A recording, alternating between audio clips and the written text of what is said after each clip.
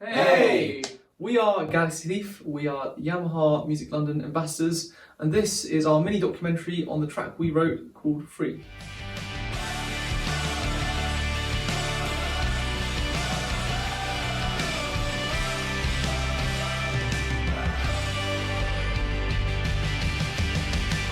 So once I came up with this little idea of mine that I did during lockdown, I brought it to the guys after we'd already written and recorded sort of demos of some other new tracks, and we sort of developed it literally from the initial riff. But coming up with lyrics, if I remember correctly, we kind of set out a few ideas of like a theme, a vibe, whatever that we wanted to go with. Yeah. And so the writing process. Did we start with the chorus or the verse? What did we actually start with? We actually started from kind of the bottom.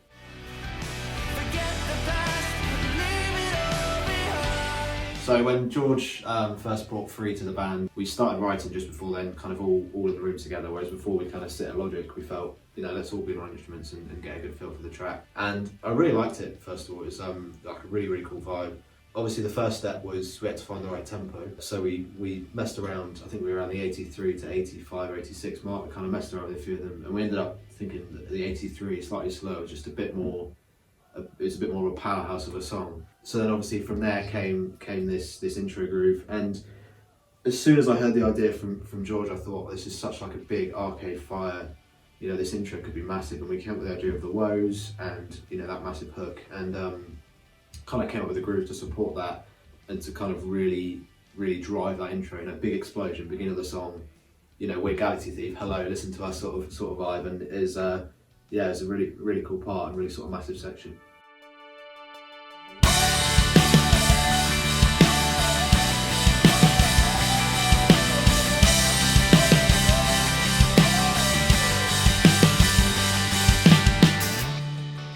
So then following on from the intro, obviously we get to this verse, and I think it was very easy for the verse to feel quite empty, but I came up with this 16 hats groove. It'll kind of accent the 16th note between the kick and snare, and I think it really adds this kind of moving wave-like motion to the groove. And if you listen to the track, in the verse, everyone else is kind of chilling out a bit and sitting back, and then you've got this 16 hats just kind of almost train-like, just kind of carrying the track. So yeah, I'll play that for you now.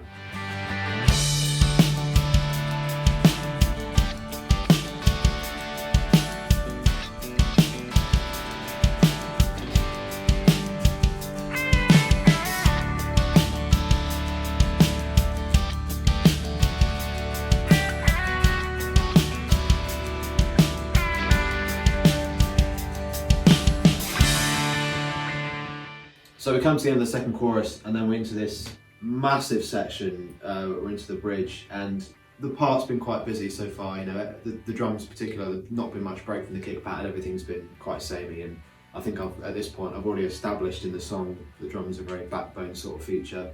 So I thought, let's just lay back, let's really open up, and the kicks in this are so sort of sparse, and it's kind of just opens up. It's like this massive explosion, like you walk out into this really lovely field or whatever. It's a real massive section, and I think it's my favourite section of the song, to be honest, because everyone's just really going for it, and we're following the vocal lines, and everyone's there loving it, ready for it. So yeah, I really love the drum part specifically, but the whole section. So I'll play that for you.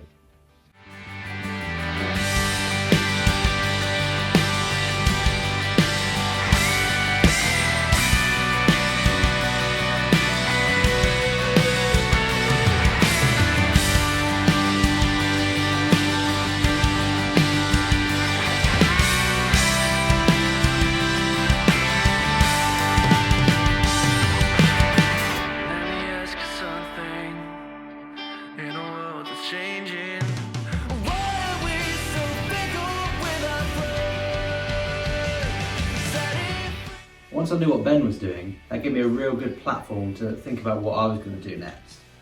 In this case, we had a few guitars, but there wasn't a really solidified part, but we were sort of all playing along, and ultimately the parts that they were playing aren't too different from what actually came in the recording.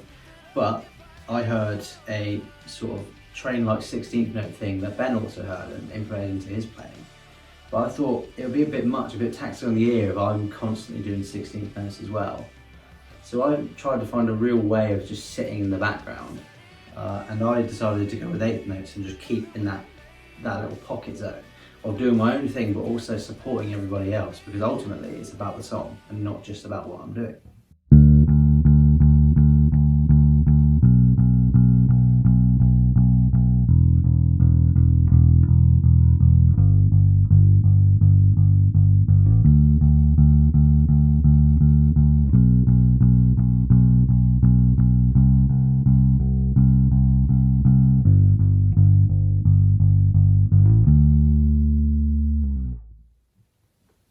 By the time I come around to the second verse, this is where things started to get really, really, I would say, clinical. Me and Ben decided to lock in with a rhythm, and we spent a while trying to really, really hone in what we wanted to do, and there was a lot of ways we could have took it.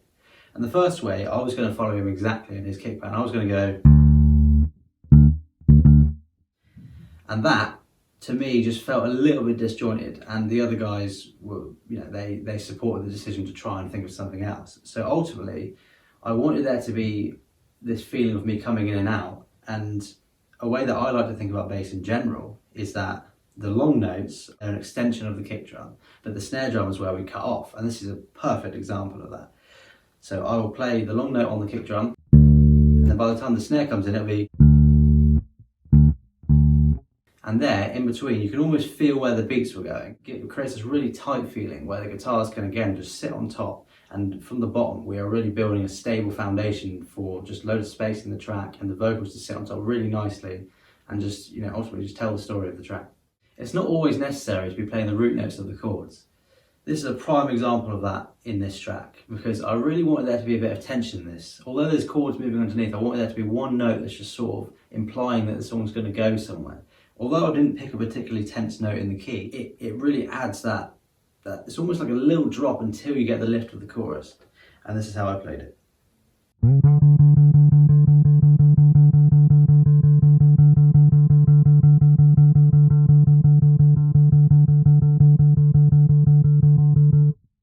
You may notice a few things. First of all, I was playing it with one finger rather than two, and it's purely for consistency. Often, if I was doing this, you can sort of hear how my middle finger, when it comes in, is almost muting the note a bit, and it took away from the drive that I really wanted at that moment. Although the bridge of this track is the biggest part of the track, I didn't actually have to change a whole lot about what I was playing. The drums, they went up at a little bit of a level. The guitars, you can hear some lead guitar in the background. The vocals are at the highest point. But I was still here playing, root notes, doing eighth notes with the one finger to get the nice long notes, get a nice consistency, and this is how that goes.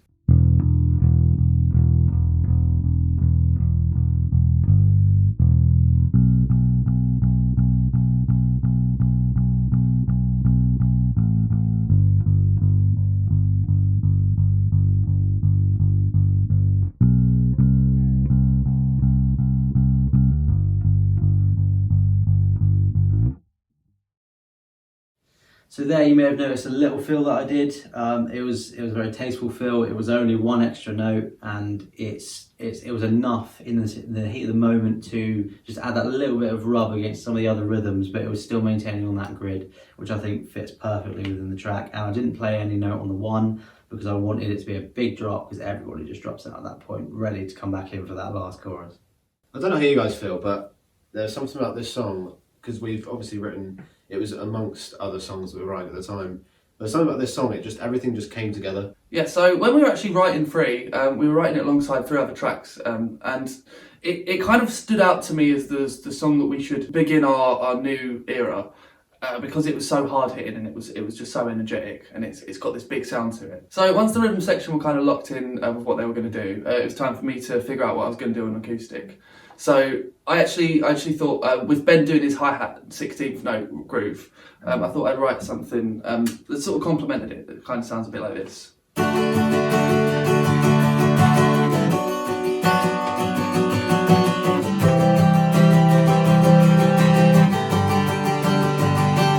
And something like that kind of carries out through the whole song. And yeah, it doesn't stand out just because it's meant to sit in the background with the rhythm. We had like the instrumental down pretty much all the way to the end, didn't we? You brought us kind of like an early demo, really, didn't you? I literally bought on the laptop, and that sort of is the first kind of intro / chorus that became the chorus.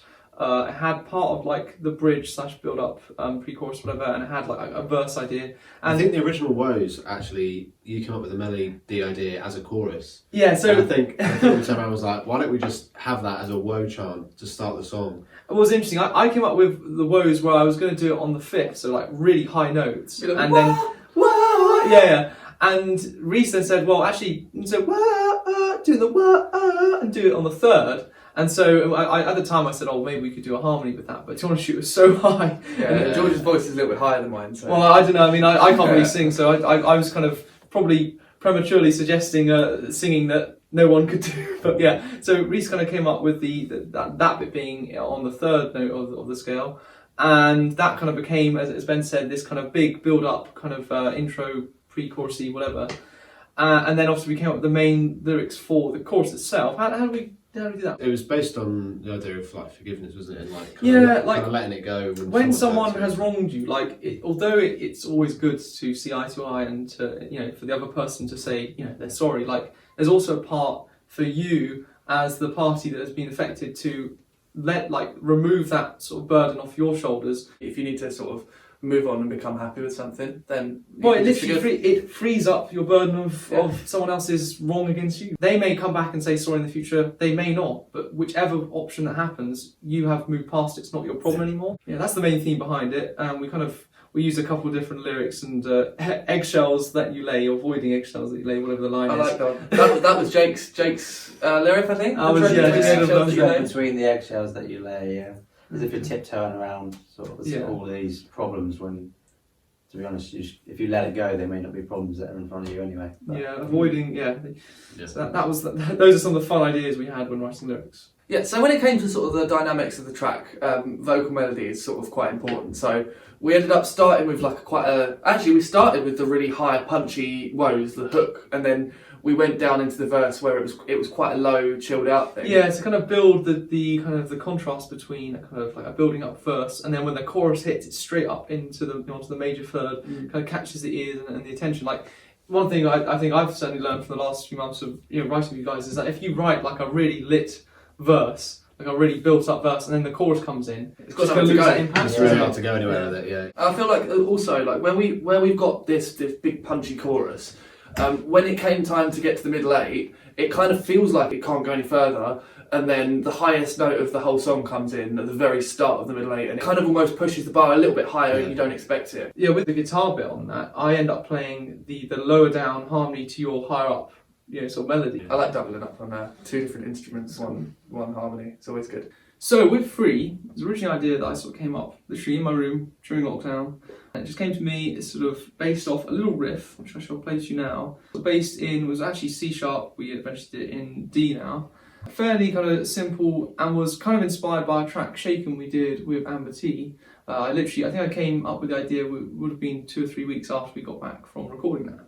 And so that's kind of like the original inspiration, and I wrote it as sort of a potential idea to kind of carry on from what we developed with our original song Better sort of a few years ago as kind of the next step with that. So the idea itself, the original kind of chord idea, I've got it here on the laptop. This is the demo.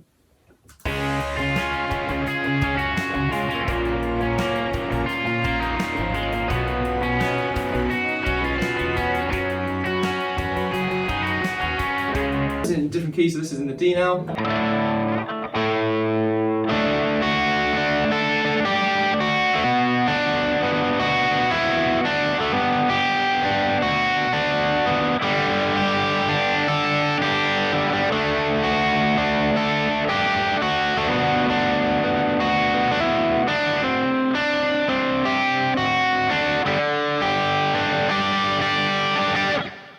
So that's the original riff for the chorus, and we also developed the kind of intro slash kind of bridge pre-chorus bit where we sort of do the kind of the whoa section. And so for that bit, I'm actually sort of playing like in a kind of a D shape where I play the octave notes here plus a low note, and I'm kind of jumping between notes. So I do this.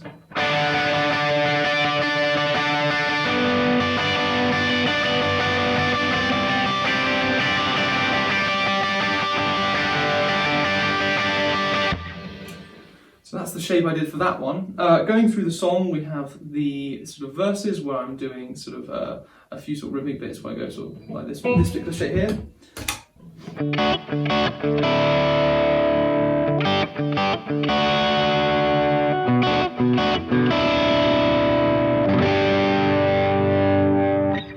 And so on top of that, I did a few little extra sort of riffs. So in the second verse, I do like a little quiet sort of staccato-y bit where I go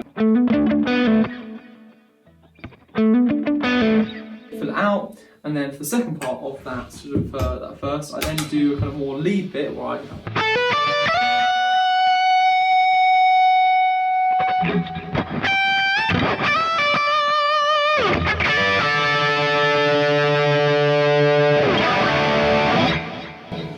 add to the mix of sort of sounds. There's also a part in the mid-late where in harmony actually with Rhys's vocals, I play a riff that kind of plays along, so it goes.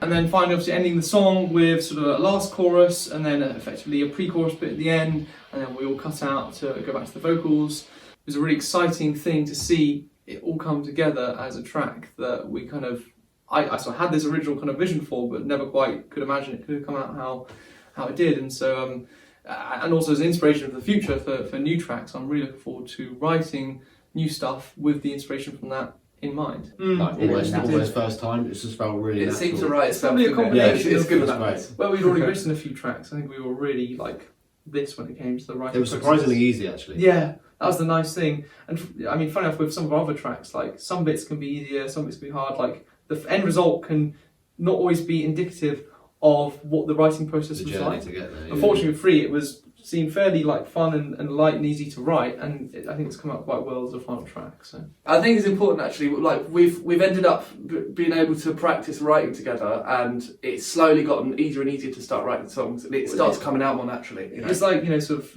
more fluid and all that sort of thing. Yeah. So that's it for our mini documentary about our upcoming single called Free. Thank you so much for watching, and we'll see you at a show soon.